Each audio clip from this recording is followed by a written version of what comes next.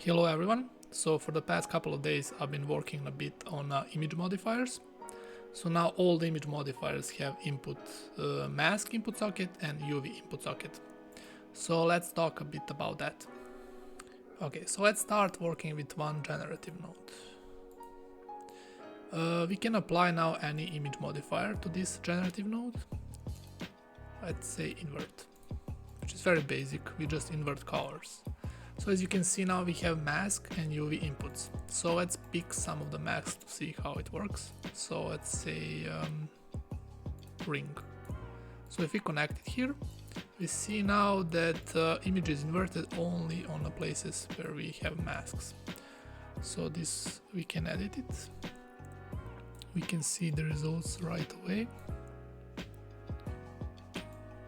Move it. And so on. But there is additional functionalities. You can see there are UVs. So we can pick a UV node. So let's say distort, which obviously tells us that we are going to distort image on the places where the mask is implemented. So if we put it there, you can see now we've distorted these places. So we can change the frequency, we can change the direction. Obviously we remove the mask, it's gonna work on the whole image.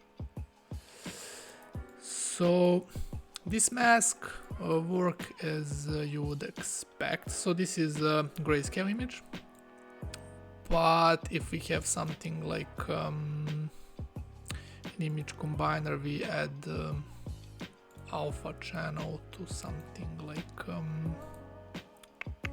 pattern.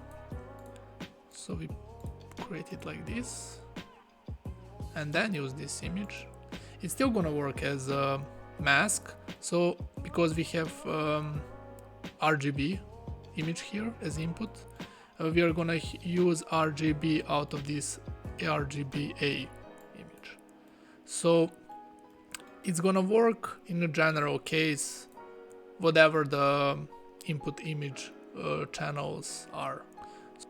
So this video is gonna be relatively short. There is not much for me to add. It's better to just play around with these nodes.